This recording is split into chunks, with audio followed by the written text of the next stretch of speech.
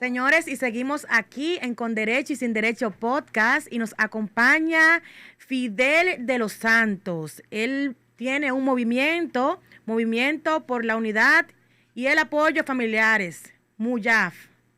Bienvenido, Fidel, ¿cómo te sientes? Muy bien, muchas gracias por esta oportunidad y por darle continuidad a un tema como este. Yo soy de lo que digo que darle continuidad a un tema como este ya es un factor diferencial. Que llevamos años con una problemática que nadie se ha prestado realmente a darle una solución como lo estamos haciendo nosotros. Antes de entrar en la materia de esta fundación, me gustaría preguntarte, ¿es tan malo estar preso? ¿Cuáles son las ventajas y desventajas? Imagínese, usted está siendo cohibida de su libertad y aparte de eso está viviendo una vida en cautiverio. Peor que decir en cautiverio, ¿de qué manera? Porque en nuestro país, la República Dominicana, lamentablemente los penitenciarios están viviendo una insalubridad y se vive de una forma muy bestial y salvaje. También aquí no hay un programa para la preparación de esos reos que se pueda decir psicológicamente se van a recuperar para luego reintegrarlo a la sociedad, sino más bien que en lugar de usted salir preparado de ahí, lo que sale con frustraciones y con traumas. Muchos de ellos salen hasta con trastornos, lamentablemente. ¿Cómo fue tu vida en prisión? ¿Cómo fuiste tratado ahí dentro? Bueno, como a todo el mundo, muy mal. E imagínese cuando a uno lo someten por cosas o lo acusan por cosas que uno nunca cometió. La vida ahí adentro es muy difícil porque usted tiene dos batallas. La primera es sobrevivir ahí adentro y la segunda es la que enfrenta en su pensamiento, en su mente, cuando usted está consciente de que usted está ahí adentro y prácticamente no sabe decir por qué, a pesar de que sabe que te están acusando de algo que usted no ha cometido. Usted se pregunta, y esa fue una de las preguntas que yo más me hice, ¿por qué la justicia no investigan? ¿Por qué no investigan? ¿Por qué no buscan la manera de saber si la persona acusada realmente es culpable? Así es. ¿Qué deberían saber los familiares de esas personas que están presas, que a veces le dan la espalda? Que la vida de uno ahí adentro pende de un hilo, como se dice, y que ahí adentro la violencia es 24/7, o sea, cada minuto que uno sobrevive ahí uno tiene que darle gracias a Dios, porque el tiempo puede determinar en cualquier momento un final. De hecho, yo vi más de 9 personas morir de manera trágica, ejecutado por otro, por cosas muchas veces sencillas. Imagínense, yo vi un preso que lo mató otro por 25 pesos. Le dio una estocada y lo mató. O sea, ¿En qué año fue que allí, estuviste preso? eso fue en el año 2012 para el 2013. A mí me fueron buscando a mi trabajo el 1 de agosto del 2012 y salí el 17 de abril del 2013. ¿Y dónde trabajabas en ese momento? Yo era jefe de operaciones de seguridad de Executive Security Service y tenía encargado lo que es la línea Raya Food Dominicana, que era del difunto Fernando Reinier, y lo que es los restaurantes Wendy, los Cinnabon y Pizzerías Barro. O sea, que usted tiene un trabajo bueno. Sí, claro, claro. Tenía un equipo de seguridad bajo mi cargo que... O sea, y a veces le hacen daño a las personas que tienen una vida. Entonces, cuando tú ves que esa vida que tú construiste se derrumba, ¿cómo tú te sientes? Imagínense, definir lo que fueron las etapas de frustraciones, las depresiones, los momentos de impotencia, que luego se transforman a uno de los potenciales más peligrosos que pasan por el pensamiento crítico del hombre, en especial en este caso. Porque cuando usted ve que la justicia se cruza de las manos y toman acusaciones como buena y válida, y usted en su conciencia sabe que todo eso fue falso, que fue mentira, lamentablemente lo que puede venir a continuación tiene muchas vertientes. Una de ellas, la más peligrosa, pero también vienen frustraciones y trauma en el cual muchas veces usted toma el pensamiento de tomar una decisión suicida. O sea, rebasar todo lo que yo rebasé, a veces yo mismo me pregunto quién soy yo, porque no creo que esto sea para todo el mundo, y viendo la sociedad y lo que está sucediendo, eh, la comparación me hace pensar que de algún modo Dios ha tenido un plan y un propósito conmigo. Hay dos tipos de personas. Aquellas a las que las cosas negativas que les pasan la convierten en personas peores y Así es. aquellos a los que las cosas negativas que le pasan las convierten en personas mejores. Como es tu caso, que luego de salir de prisión decidiste hacer una fundación. Vamos a hablar un poco de esta fundación antes de contarnos tu historia de por qué estuviste en prisión. Mira, yo no lo diría desde ese punto de vista, porque primero yo tuve que agotar un proceso muy difícil. O sea, se escucharía de esa manera como que salí de la cárcel y luego hice una reflexión que dije, bueno, mejor voy a hacer una fundación. Realmente no fue así. Yo tuve que agotar un proceso. Cuando yo vine a tomar la decisión de crear la fundación, que fue gracias a Dios a la idea de un amigo llamado Hermes Leonardo, alias Moisés. Primero yo agoté un proceso difícil, o sea, yo pasé un espacio-tiempo en la que yo lo que quería era hacer justicia con mis manos. Yo estaba dispuesto a tomar la justicia por las manos. E incluso anteriormente a esta experiencia, yo siempre me preguntaba cada vez que veía un caso, que por qué el hombre toma la decisión de quitarle la vida a su pareja o expareja. Muchas veces no piensan en los hijos, en los familiares, etcétera. Y este proceso me dio una respuesta. Pero claro, una respuesta que yo no decidí tomarla como totalitaria. Lo digo en el sentido de todos los casos que suceden, porque aquí lamentablemente en este país mucha gente toma la decisión de hablar de un tema sin estar enterado. Y al no enterarse de todo lo que sucede, a veces hablan en base a un fractal de la total realidad de lo que está sucediendo. Porque aquí todos los hombres matan a sus mujeres porque no aceptan que ella los deje, se creen dueños de ella, y eso es lo que se tiene tipificado de manera totalitaria. Sin embargo, si hubiese sucedido en mi caso, ninguno de esos factores hubiesen sido la verdad. Y me imagino cuántos otros casos están por ahí que lamentablemente la voz del hombre queda en el silencio. Yo entiendo que esto hay que ver la totalidad de la realidad de lo que está sucediendo, y esa fue la razón por la que entonces decidí poner atención a la propuesta que me hicieron y crear la organización. Esta organización, Movimiento de Unidad y Alianza Familiar Muya, no se fundamenta en defender hombres ni defender mujeres.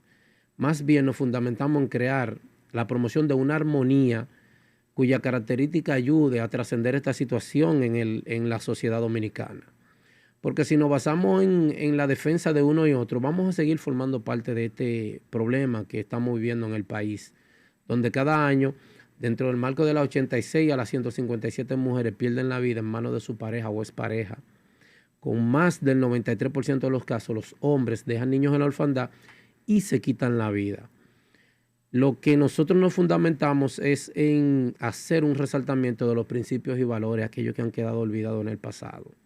Y esta organización, que hemos trabajado ya con muchas parejas, ya tenemos una cifra de más de 200 familias que han sido partícipes de nuestras charlas, conferencias, de nuestra psicoterapia. Hemos visto como en cada uno de ellos la percepción, la manera de pensar sobre este problema se ha transformado.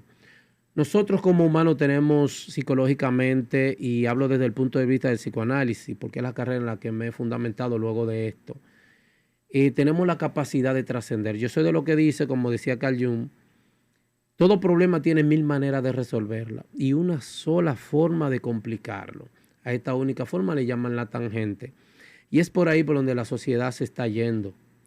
En el pasado veíamos como el hombre y la mujer eran voluntarios de ser partícipes de resolver los problemas conyugales sin tener que llegar al extremo que estamos viviendo hoy en día.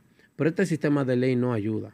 Y yo soy de lo que digo que esto es un tema que debe de ir a la mano del Ministerio de Educación, pero lamentablemente lo llevamos a las jurisdicciones. Y es lo que ha hecho que este problema se haya convertido en parte de nuestra cultura, donde ya ver que un hombre le quita la vida a una mujer es una noticia más. Al principio veíamos en los periódicos en la primera portada. Sin embargo, ya esos tipos de noticias quedan en un pequeño cuadro que van a una segunda, tercera o cuarta página del periódico, lo que significa que ya no le damos importancia a lo que está sucediendo. Por eso nosotros como organización y a través del análisis que hemos hecho lo identificamos como la dialéctica armada. Lamentablemente en el hogar, en la cabeza de la mujer hay una dialéctica que dice lo someto y en la del hombre hay una que dice la ejecuto, y eso está chocando en los hogares, dejando el resultado que estamos viviendo. En una ocasión yo dije que las mujeres que van a morir para el año 2026 en manos de su pareja o expareja, las que van a morir para el 27, el 28 y así sucesivamente, en estos momentos en el que estamos grabando este programa, están viviendo. Sin embargo, si nos trasladamos en el tiempo a la fecha del próximo año, a esta misma fecha, veremos que ya hay un número de mujeres que ya están fallecidas. O sea, es como que están condenadas, es como que tienen que vivir esa realidad y es producto de la obediencia a la dialéctica. De hecho, en psicoanálisis a esto se le llama el principio de la predicción por medio de la dialéctica. Por eso, cambiando la dialéctica es la única manera en la que podemos lograr que este problema comience a mermar y a tener una solución radical en la sociedad dominicana. ¿Cómo cambiamos la dialéctica? Cambiando la información que está estructurada, la información que está operativa, el llamado a la información y sus obediencias. Recordar que la dialéctica viene siendo como, yo siempre hago una comparación, una dialéctica viene siendo como un camino vecinal. Cuando nos dirigimos al campo vemos que en esos solares baldíos hay un pequeño caminito, si ese caminito serpentinea, si sube, si baja, todo el que lo transita va a hacer lo que el camino le indique. Y eso es una información, una manera de información. Cuando se informa la sociedad misma construye la dialéctica. Este concepto que va a pasar a ser cultura, todos vamos a obedecer a lo mismo. Entonces, cuando en una sociedad como esta el hombre dice, frente a la justicia por ser hombre no tenemos ventaja, y la mujer dice, llevamos la ventaja frente a la justicia porque nos protege a nosotros, allí se construyen esas dos dialécticas que luego van a chocar. Cuando en un hogar, y yo lo veía en el pasado, se vivían muchas dificultades, muchas veces se aparecían en las casas los familiares de ambos miembros y ayudaban a través del consejo, del llamado de atención, a que esa familia armonizara y funcionara. Hoy en día el llamado es que vea una fiscalía para que el fiscal decida qué tipo de armonía yo voy a vivir, donde el 90% de los casos envían al hombre a la cárcel. Y esto es lo que está generando este desastre que estamos viviendo. Ok, decimos que el hombre es feminicida, que el hombre que se cree, pero yo creo que más bien feminicida se le puede llamar al concepto del manejo y la operatividad de la ley, de la justicia, de lo que se ha creado en base a este problema, que como conflicto intrafamiliar, vuelvo y les repito, es un tema de educación, no es un tema de jurisdicción, porque cuando se utilizan las jurisdicciones es porque ya hay un problema letal. No sé si me entienden en este caso. ¿Y quiénes pueden dirigirse a MUYAF? ¿Qué parejas, qué madre que tenga una situación con sus hijos, que estén pasando por una situación de violencia intrafamiliar, la pareja, el esposo que está haciendo, que lo están acusando falsamente? ¿Quién puede dirigirse a donde ustedes? Pueden venir todos. Nosotros tratamos a todos sin ningún tipo de discriminación, sin ningún tipo de desconsideración. Todo el que tenga una situación, incluso preferimos que pueda usar la prevención en ese sentido, de venir a nosotros antes de que la situación se complique, porque algunos vienen después que la situación está complicada, que ya anda la policía detrás del sujeto a quien acusan de imputado.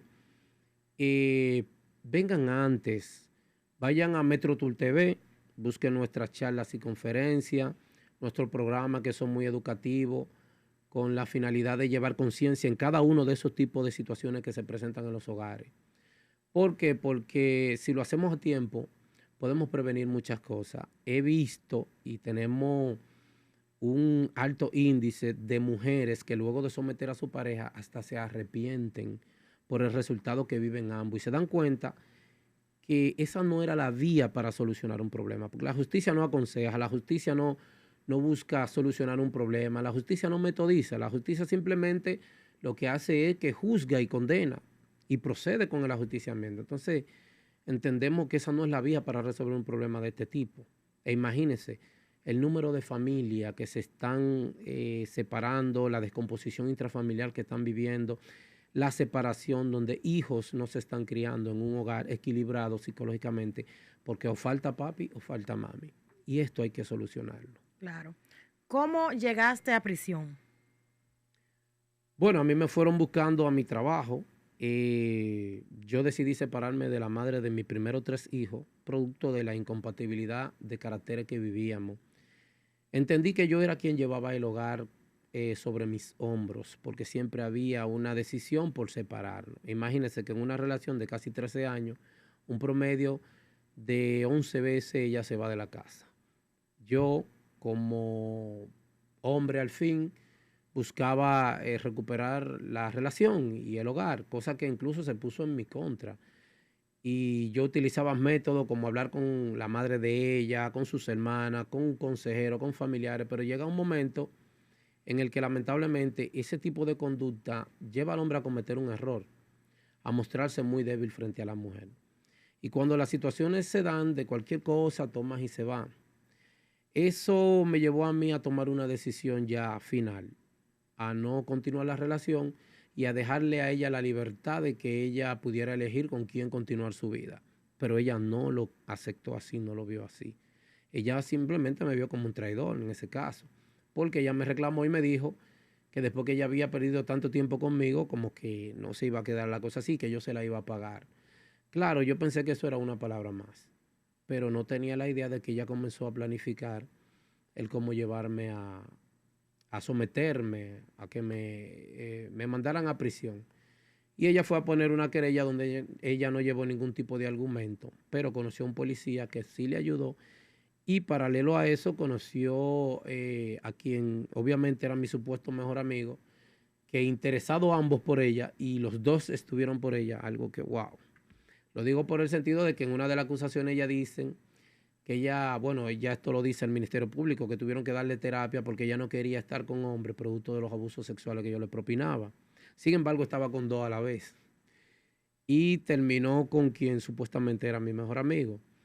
Ellos le dieron la orientación. ¿Cómo te sentiste luego de ser traicionado por también, no solamente por tu expareja, madre de tus hijos, sino también por tu amigo, tu mejor amigo? Sí, fue difícil porque el caso de la relación de ella con el policía, un teniente llamado Fleming, que hoy en día ya no es miembro de la institución, y me enteré exactamente por vía de quien hoy en día es su pareja, que era mi supuesto mejor amigo. Y la traición de parte de él, yo me entero 10 años después que salgo, aún él sabiendo la condición de mi madre y que mi madre colapsa por esa situación. Y luego él comienza a hacerme resistencia para que yo no me acerque a mis hijos. Y a mí me decían que él estaba con ella y yo pensaba que era mentira porque él tenía su pareja y su pareja, que eran casados por la ley y por la iglesia, era muy amiga de ella también. Y estoy hablando de una persona religiosa, buscadora de Dios, que nos hablaba de un camino espiritual, que todavía con mucho más razón yo entendía que sería incapaz de hacerme algo así a mí. Sin embargo, él fue uno de los pilotos que hizo que ella me hiciera ese daño. Y no solo a mí, no, a toda una familia, porque imagínense, mi madre sufrió un preinfarto luego de darle 2 ACV, o sea, 2 accidentes cerebrovascular en ambos hemisferios del cerebro, lo que la dejó a ella convertida en un vegetal. Y yo salir de la cárcel. ¿Está viva tu madre? No, mi madre falleció. Eso la mató a ella. E imagínense que en una ocasión la madre de mis hijos genera unas glándulas cancerígenas en el cuello del útero y había que operarla. En términos económicos estábamos pasando por un proceso en ese momento y mi madre vende una propiedad de ella para salvarle la vida a esa muchacha. Y así lo hicimos. Y mira de qué manera entonces ella... Cuando tu madre murió, ¿estabas preso o ya estabas fuera? No, ya yo estaba afuera, pero murió a poco tiempo después de yo salir. ¿De qué ella te acusó? ¿De violencia doméstica o de intento de homicidio? ¿De qué fue? Ella me acusó de todo. Violencia doméstica, abusos sexuales, amenaza de muerte. Algo que una de las cosas que yo me resultó muy ineficiente de parte de la justicia y fue una de las cosas que entonces sí me hizo sentir impotente y al mismo tiempo me sentí muy airado, es que yo trabajaba de 5 de la tarde a 6 de la mañana del día siguiente. Ella entraba a trabajar a las 7 de la mañana y salía a las 7 de la noche. Lo que significa que en el hogar yo estaba en el día y ella en la noche. Apenas nos encontrábamos los lunes cuando yo libraba. Y entonces, ¿en qué espacio-tiempo era que esa mujer estaba siendo amenazada? ¿En qué espacio-tiempo era que esa mujer tenía su vida bajo el control que ella dijo que se la tenía, en la que ella no podía visitar a sus familiares? ¿En qué espacio-tiempo yo le estaba propinando tanta barbarie, cometiendo tanta barbarie? Pero posterior a eso fue en el 2012, salgo en el 2013, mira el espacio-tiempo que han pasado, y yo tuve después que ir a la fiscalía para pedirle a los jueces que le pongan una orden de alejamiento, porque entonces ella andaba detrás de mí. Entonces ella quería recuperar la relación. Claro, ella no sabía que los pasos que había dado, yo me había enterado por quien hoy es su pareja. Que él fue quien nos dio toda la información a mí y a mis hermanas. Los pasos que ella había dado con el policía, un teniente de la policía llamado Fleming, etc. Y todo lo que hacían incluso íntimamente. No sé cómo él se enteraba de eso. Y palabras que ella supuestamente decía, él no las llevaba a nosotros. Parece que él era que estaba celoso. Él estaba creando esa separación para él poder tener el campo abierto. Una oportunidad. Pero hubo una época en la que sucedió algo también que yo no tuve la capacidad de percatarme, aunque sí sospeché. Ella se había casado con un hombre luego de soltar al policía, un señor que en paz descanse, una persona muy sana, llamada Manuel. Ese caballero me fue buscando durante 15 días por donde yo vivía hasta que dio conmigo, con la finalidad de que hubiera un encuentro entre mis hijos y yo.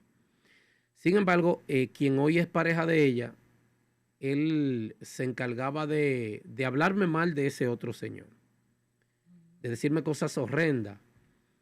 Y ese señor me había dicho que sí, que ellos habían sido novios, o sea, quien hoy en día es pareja de ella.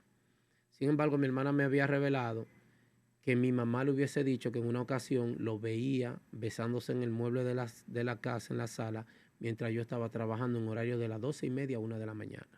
¿Y tu mamá no te dijo nada para no hacerte sufrir? Mi mamá no quiso que yo me enterara porque decía que yo le podía reaccionar, ¿me entiendes? Y tienes razón.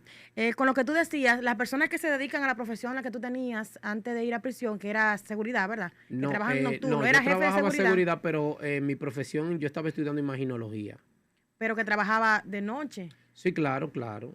Entonces Yo no tenía trabajaba de tiempo. noche y estudiaba una vez a la semana en el día. Si tú fueras un hombre celoso, no estarías tanto tiempo fuera de la casa. Pero que si hubiesen sido como ella me describió, que de hecho a mí me dieron un test psicométrico, me lo dieron en la cárcel la primera vez, de 1800 preguntas, y me lo repitieron 2 veces en el Departamento de Intervención Conductual para Hombres. El resultado final, que me lo leyó la psicoterapeuta Charito, dice: el señor Fidel Bienvenido de los Santos Peralta no es ni en pensamiento, ni en sentimiento, ni en intención la persona que describe la señora fulana de tal. Lo que significa claramente la equivocación que tomó la justicia conmigo. Entonces me pregunto con cuántos malos lo están haciendo esto. ¿Me entiendes? Es decir, que lo que está sucediendo tiene mucho que ver con lo que las autoridades están manejando. Claro. Porque el problema de crear el capítulo de la mujer maltratada, que no es que no la hay, el hombre maltratador, pero que de manera genérica y totalitaria se quiere ver como que por el simple hecho de ser hombre, todos somos maltratadores. Yo entiendo ya que eso es un error. De hecho, yo hice una comparación en uno de mis análisis. Se dice que en República Dominicana mueren por accidentes de tránsito al año más de 2,000 personas. Lo que, según las estadísticas, esto nos coloca a todos los dominicanos en uno de los países de mayor mortalidad por accidentes de tránsito, pero que inmediatamente abordamos un vehículo de motor, tenemos un 90% de probabilidad de morir en un accidente de tránsito que de cualquier otra cosa. Y apenas se registran 2,000 y 3,000 accidentes de tránsito fatales por año. Pero cuando se someten 77,000 hombres en un solo año, comparativamente hablando, ¿qué porcentaje tenemos los hombres por el simple hecho de ser hombres, de tener que enfrentar a la justicia frente a una mujer? Yo diría que estamos por encima del 300%. Es decir, que estamos condenados prácticamente. Entonces, cuando una sociedad se concientiza de que un Estado opera de esta manera, ¿qué podemos tener a continuación? Lo que estamos viviendo, porque aquí no se está educando. Yo he visto hombres que son amenazados por mujeres. En una simple discusión, son amenazados y son silenciados por eso. Y mujeres que le vuelan arriba a un hombre, pero el hombre no le puede poner la mano. No, jamás. Y estamos enterados cada uno de... Sí, claro, porque tampoco en este podcast no estamos a favor de la violencia, pero tampoco estamos a favor de los abusos. En la justicia debe haber igualdad. ¿A cuántos años fue que te condenaron? A 1 año y 8 meses y me cambiaron la medida. Pero la condena, claro, no fue extensa porque obviamente no hubo prueba de nada de lo que ella me acusó, ni hubo un testigo. Los testigos me llovían, incluyendo la familia de ella. ¿Me entiendes? Sin embargo, ella nunca llevó un testigo. Los jueces se dieron cuenta al final. Pero yo he escuchado decir que lamentablemente se tiene tipificado, aunque de forma clandestina, que cada hombre que sea acusado pase por un proceso y son condenados. Es como para crear una ficha de control y tener control sobre esa persona.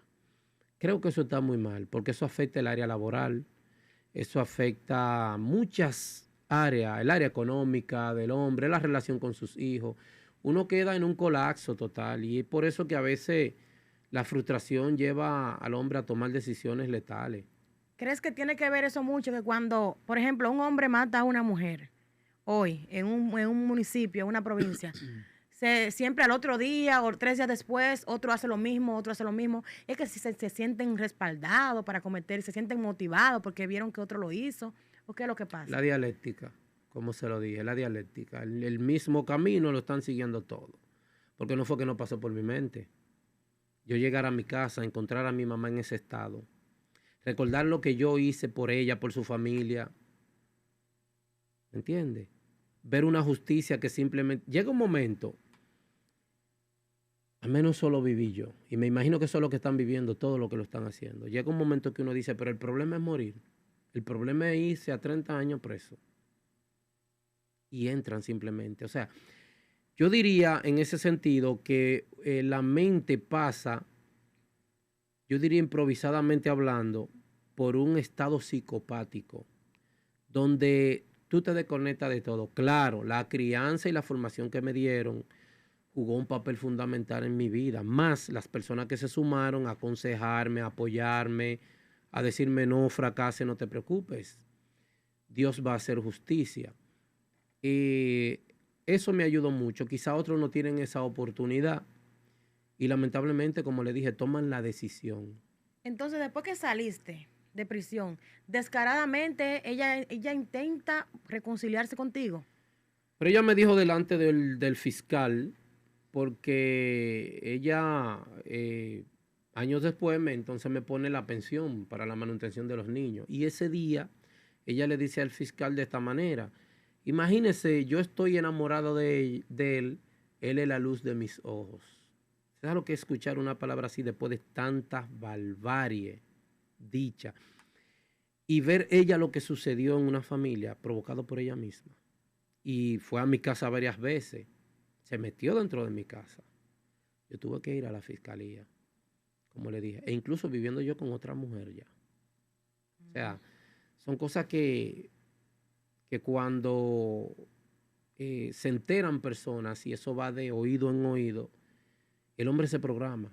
Entonces se construye la dialéctica. Hay hombres que se dicen a sí mismos, pero yo me veo en una situación así, y lo dicen así crudamente, la ejecuto. Y fracasan. Y si se ven en una situación así, fracasan. Y hoy en día, después de todo eso que pasó, fuiste privado de tu libertad, tu madre se murió producto de un ACV que le dio por la tristeza de que su hijo estuviera en prisión. ¿Tú la perdonaste? Mira, el tema del perdón, que es un tema que yo estudié de manera exotérica, eh, y yo diría muy profundamente. Es un tema que mucha gente se inclinan en querer saber. Yo soy de lo que en una respuesta sencilla digo, pero si no la hubiese perdonado, ella no estuviera ahí. Ella no estuviera casada con esa persona. Y entiendo que sí, no me interesa que ella le pase nada malo, porque de pasarle algo malo a ella, mis hijos sufrirían y no me sentiría bien con eso. Todo lo contrario, pido a Dios misericordia por ella, porque sé que la vida, de hecho, hasta me enteré, le está pasando factura. Y a veces las personas cometemos ignorancia, aún consciente de que estamos cometiendo un error, sin saber que las consecuencias van a decir presente tarde o temprano. Claro. ¿Y cómo es tu relación con tus hijos? No es buena porque, imagínense, todavía ella mantiene una especie de odio y me tiene mis hijos en contra. Yo he tenido la oportunidad de encontrarme con el más grande. Me he enterado de muchas cosas que él está viviendo con el padrastro, muy desagradable. Lamento mucho decir que yo fui pelotero, fui muy reconocido y que hoy en día ese único hijo mío hubiese estado codeándose entre el grupito de Fernando Tati Jr., Vladimir Guerrero, Junior, Juan Soto, etcétera. Porque yo tenía visión con llevarlo a él, hacerlo, o sea, llegar a Grandes Ligas a través de él, y a él le gustaba mucho el béisbol y él apenas tenía 9 años cuando esta situación se dio y ella me separó de mis hijos y no pude tener la oportunidad de llevarlo. Y hoy en día el pobre lo que está trabajando como seguridad y pasando mucho trabajo. Claro. Pasando muchas necesidades. Claro, no es nada fácil. Ya para concluir, me gustaría preguntarte si, como también eres periodista y también trabajas en medios de comunicación, ¿qué opinas de estos medios de comunicación y muchas veces las personas que crucifican o condenan a la persona antes de un debido proceso? Miren, en una ocasión en una entrevista le dije a Alicia Ortega, y no hablando directamente de la experiencia vivida, sino del tema de manera particular, los medios de comunicación, claro que tienen una participación fuerte en el sistema, en el problema. ¿Por qué?